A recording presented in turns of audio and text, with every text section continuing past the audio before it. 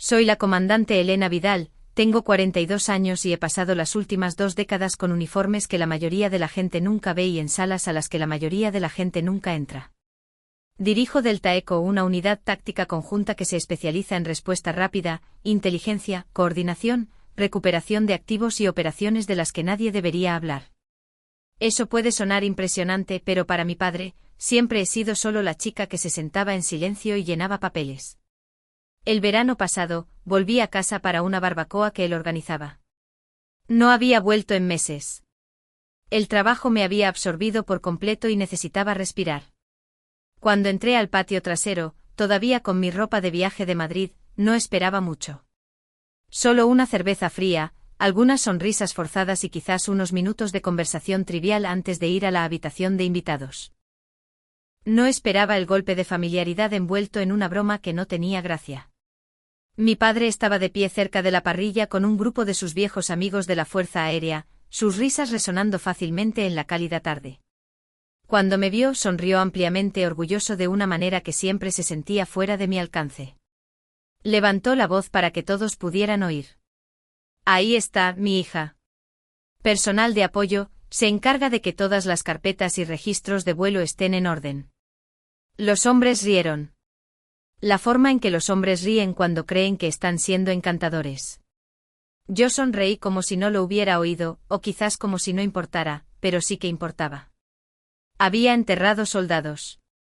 Había ordenado extracciones bajo fuego. Me había sentado en salas de guerra donde el silencio significaba que alguien estaba muriendo. Y en una frase, en una risa, él redujo todo eso a un archivador. No lo corregí. Solo me acerqué, estreché algunas manos y dejé que se quedara allí entre nosotros como humo. El momento no estalló. Se hundió y algo en mí se fue con él.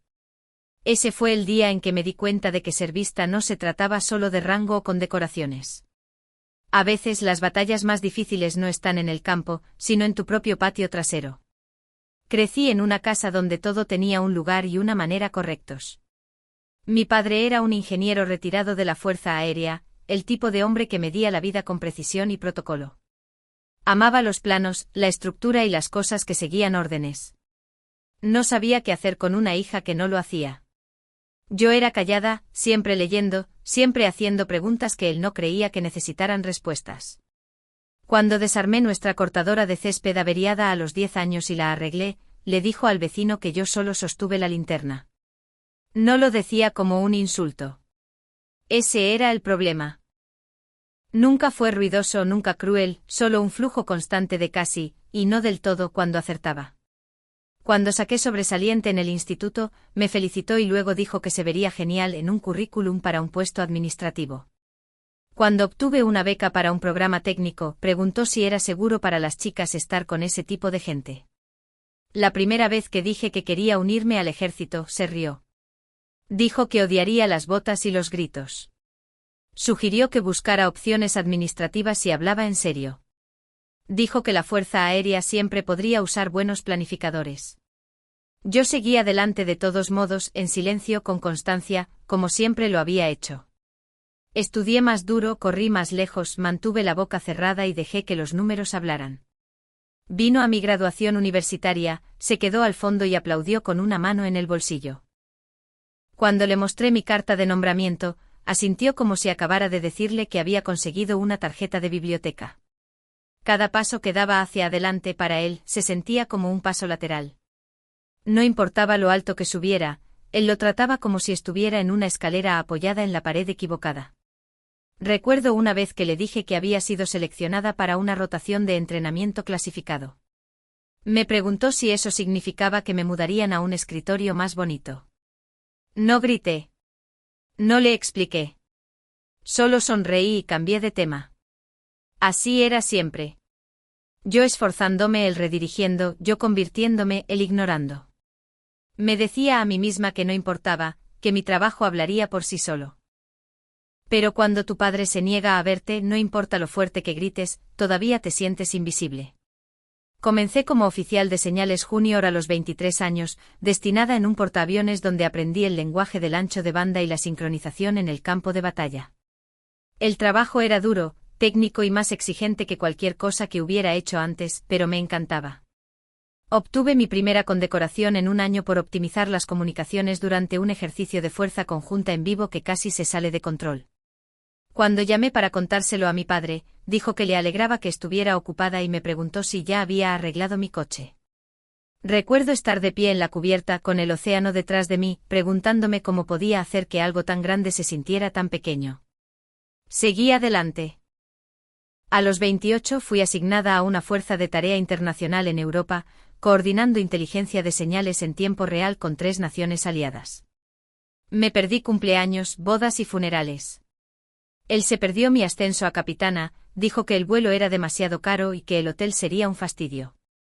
A los 32 informé a equipos de combate sobre amenazas antes de las incursiones, construí rastros digitales que salvaron vidas y dirigí el apoyo de reconocimiento desde salas seguras sin ventanas. Le envié fotos. Él envió un mensaje de texto. Se ve intenso. Ten cuidado. La desconexión ya no me sorprendía. Ascendí a mayor durante un despliegue clasificado en África. Uno que terminó con una extracción nocturna bajo fuego. Perdimos a 2 personas. No dormí durante 3 días. Cuando lo llamé semanas después, me dijo que el hijo de nuestro vecino había sido ascendido en paracaidismo. Dijo, eso sí que era un trabajo duro. Eventualmente dejé de contárselo. Subí la escalera con la cabeza gacha. Asumí cada nuevo rol con un enfoque tranquilo y guardé las placas y certificados en una caja debajo de mi cama. Para cuando me seleccionaron para Delta Echo, ni siquiera lo mencioné. Él pensó que estaba trabajando en logística, que finalmente había encontrado algo estable. Lo dejé creerlo. No porque fuera más fácil, sino porque nada de lo que decía cambiaba la imagen que él tenía de mí, y estaba cansada de intentar redibujarla. Delta Echo no era el tipo de lugar al que solicitabas. Observaban, seguían la pista y cuando decidían que estabas lista, llamaban a tu puerta. La mía llegó a los 36 años, después de una serie de victorias coordinadas de inteligencia de campo y una discreta reputación por mantener a la gente con vida. La sesión informativa duró 6 horas, la mitad de ella solo nombres y números que no me permitían anotar. Trabajábamos en zonas grises. Mi equipo monitoreaba movimientos antes de los ataques, predecía emboscadas y rastreaba flujos financieros que conducían a bombas. Gestionaba una lista rotatoria de analistas, operativos de campo y enlaces de combate, todo bajo estricto secreto. Hubo noches en las que pasaba 12 horas sin pestañear frente a una pantalla. Las misiones llegaban como un rayo. Una vez desviamos un convoy 3 minutos antes de que chocara con un cable trampa enterrado en el asfalto. Otra vez me mantuve en comunicación con un líder de campo atrapado detrás de las líneas enemigas, guiándolo paso a paso para salir de un almacén bajo fuego de drones. Esa voz todavía resuena a veces. El trabajo era brutal, exigente e invisible. Sin prensa, sin medallas, solo agradecimientos encriptados y el conocimiento de que alguien llegó a casa. Me sentí más viva en esas horas que nunca antes. Era difícil de explicar, así que dejé de intentarlo. Mi padre preguntó una vez qué hacía realmente estos días. Le dije que coordinaba operaciones conjuntas. Se rió y dijo, debes ser genial con los mapas. Dijo que el ejército siempre necesitaba chicas organizadas. Me quedé mirando el teléfono un rato antes de cambiar el tema a sus medicamentos para la presión arterial. No importaba que hubiera liderado 6 respuestas multinacionales o que 2 gobiernos extranjeros me debieran nombres que no podían decir en voz alta. Yo seguía detrás del escritorio clasificando archivos. Seguía siendo su pequeña asistente de uniforme. Esa desconexión no me destrozó, pero desgastó algo suave dentro de mí que no sabía que estaba protegiendo. No te das cuenta de lo pesada que se vuelve la armadura hasta que te das cuenta de que nunca te la quitaste. Era anochecer cuando aparqué en la entrada. Esa clase de calor pegajoso de verano que se adhiere a todo. El patio trasero de mi padre se veía exactamente como lo recordaba. Sillas plegables desparejas, una barbacoa que había visto demasiados inviernos y una nevera llena de cerveza light. Casi me doy la vuelta en cuanto vi a la gente, pero le había prometido a mi madre que iría. Había 6 de ellos de pie cerca de la terraza. Todos pilotos jubilados, de hombros anchos canosos, el tipo de hombres que nunca olvidaron cómo dominar una habitación. Mi padre me vio desde el otro lado del patio y me llamó con el mismo movimiento brusco que solía hacerme de niña cuando quería que algo se hiciera.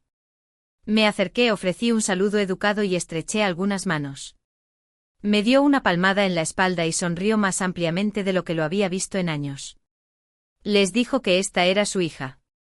Ella mantiene los mapas en orden. Muy buena con la logística. Una de las mejores oficiales de apoyo en el negocio. Ellos rieron. El tipo de risa que decía que respetaban el trabajo pero no lo tomaban en serio. Yo sonreí como si lo creyera. Asentí como si no acabara de tragarme un nudo del tamaño de una piedra. Dije algo cortés sobre lo agradable que era conocer a todos. Pero todo lo que podía oír era esa palabra, apoyo. Como si yo trajera café, como si archivara cosas.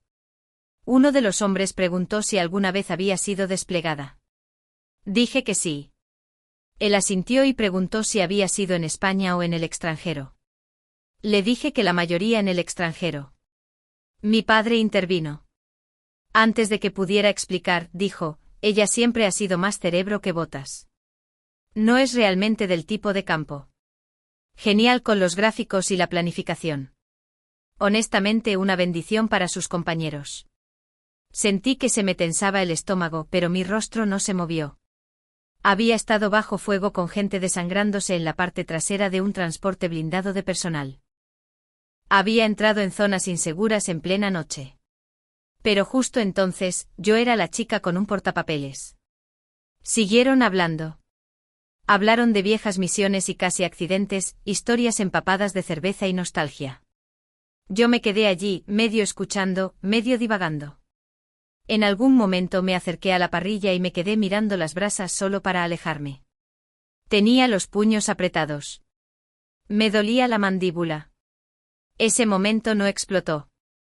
Simplemente se quedó en mí, pesado y silencioso. Había soportado años de no ser vista. Pero esa fue la primera vez que me sentí borrada, y no estaba segura de poder perdonarlo.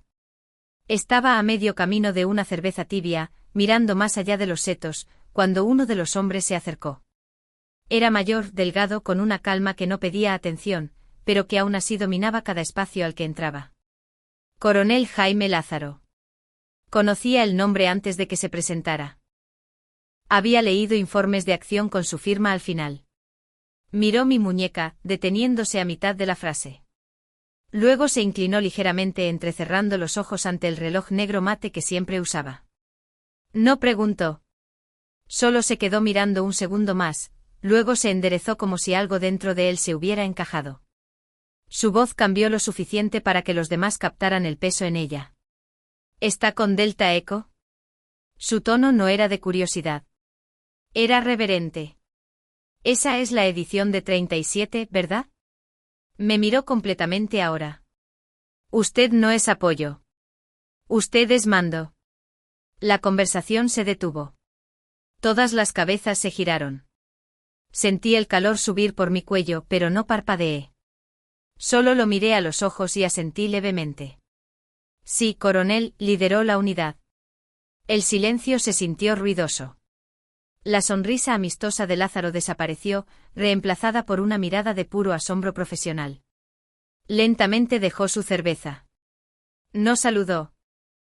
Éramos iguales en rango, pero instintivamente enderezó su postura. Comandante, dijo, su voz ahora baja y seria. No tenía idea de que estaba en presencia del mando Delta. Mi padre parecía como si alguien hubiera abierto el cielo, confundido, congelado, como si no reconociera a la mujer parada a 1 metro de él. Por un segundo casi sentí lástima por él. Casi. Lázaro se volvió hacia él y le preguntó cuánto tiempo lo había conocido. Mi padre se aclaró la garganta, pero no respondió. Pude darme cuenta de que estaba tratando de armar las piezas, tratando de averiguar cómo la hija que él pensaba que estaba archivando papeles había terminado al mando de misiones sobre las que probablemente leía en titulares censurados. No dije nada. No hacía falta. El silencio hizo todo el trabajo. Todos esos años de no ser vista se plegaron en ese momento. Y de repente fui innegable. No porque gritara, no porque lo exigiera, sino porque alguien que entendía lo que significaba me miró y vio todo lo que él se había perdido. La casa estaba en silencio después de que todos se fueron. Mi madre había subido. Los platos estaban hechos. Las luces de la sala estaban tenues. Yo estaba en la cocina con los brazos cruzados, apoyada en la encimera como lo hacía en el instituto después de una discusión sobre el toque de queda. Mi padre estaba sentado a la mesa, con los hombros caídos, los dedos entrelazados delante de él. Se veía cansado de una manera que nunca antes había visto. No físicamente, solo más pequeño. Finalmente habló, preguntó por qué nunca se lo había dicho. No con enfado, no con brusquedad, solo en voz baja, como si intentara no pisar algo frágil. Miré el suelo por un momento antes de responder. ¿Nunca preguntaste? Mi voz salió firme, pude sentir el peso de ello sentado entre nosotros como una pared. Ninguno de los dos tenía las herramientas para escalarla. Él miró hacia abajo, luego asintió lentamente como si lo hubieran golpeado y estuviera tratando de mantenerse en pie. Dijo que siempre pensó que se lo diría si importaba. No dije nada porque, ¿qué le dices a eso? Había pasado años esperando que se diera cuenta, que preguntara, que se preocupara lo suficiente como para ir más allá de la superficie. Y ahora, de repente, estaba allí preguntándose por qué nunca abrí la puerta que él nunca llamó. Se aclaró la garganta. Dijo que estaba orgulloso. Lo dijo como un hombre que lee un teleprompter por primera vez. Quería creerle. Una parte de mí lo hizo. Pero el resto de mí simplemente se sentía cansado. Había construido toda una carrera tratando de demostrar algo a alguien que no había estado prestando atención. Dijo que no lo sabía, que no tenía ni idea. Y creo que esa parte era cierta. Realmente no lo sabía porque nunca miró lo suficientemente de cerca para averiguarlo. Eso fue lo que más dolió. No la broma, no la presentación, sino el hecho de que pude haber muerto en media docena de misiones y él habría seguido pensando que estaba tecleando informes en una oficina. Preguntó si era demasiado tarde para arreglarlo. No sabía cómo responder, así que no lo hice. Simplemente me senté frente a él y dejé que el silencio se extendiera. A veces, eso es todo lo que hay. Ni cierre ni perdón, solo el silencio entre dos personas que se dan cuenta de que no se conocen tan bien como creían. Antes de irme se levantó y me tocó suavemente el hombro. Me dijo que yo era algo más. No fue una disculpa. No fue suficiente. Pero fue la primera vez que me vio. Que me vio de verdad. Y eso tenía que contar para algo. Llegó en un sobre sencillo. Sin remitente, solo mi nombre escrito con su letra en el anverso. Mi madre dijo que lo dejó el día antes de su revisión médica. Dijo que quería asegurarse de que lo recibiera, incluso si las cosas no salían bien. Esperé a estar sola para abrirlo. Algo en él se sentía más pesado que el papel. Dentro estaba su anillo de piloto, el que solía usar todos los días hasta que la artritis lo hizo demasiado apretado. Recordaba el brillo que tenía cuando era pequeña, como chocaba contra las tazas de café y los volantes. Debajo había una nota doblada, solo unas pocas líneas. Me equivoqué. No llegaste allí porque te dejaron entrar. Llegaste allí porque pertenecías. Eso era todo lo que decía. Sostuve el anillo en mi palma y simplemente me quedé sentada con él. Sin lágrimas, sin música de fondo, solo un pulso silencioso en mi pecho como algo que se desenrolló sin previo aviso. No era perdón. No era una disculpa. No exactamente, pero era un reconocimiento, un paso que él nunca había dado antes. Por primera vez me sentí vista no a través de la lente de un papel o un currículum, sino como la mujer que había luchado por ser, la que él nunca había creído que existía. Hasta ahora era tarde, el tipo de luz que hace que todo se sienta más suave. Y me permití creer que tal vez, a su manera, había estado tratando de encontrar las palabras durante años. No usé el anillo. Pero lo guardé en mi escritorio. Un pequeño y silencioso cambio en la historia que habíamos vivido durante tanto tiempo. Tal vez no arregló el pasado. Tal vez no tenía que hacerlo. A veces el respeto no llega con aplausos. A veces, llega en un susurro. Después de que todo el ruido ha cesado.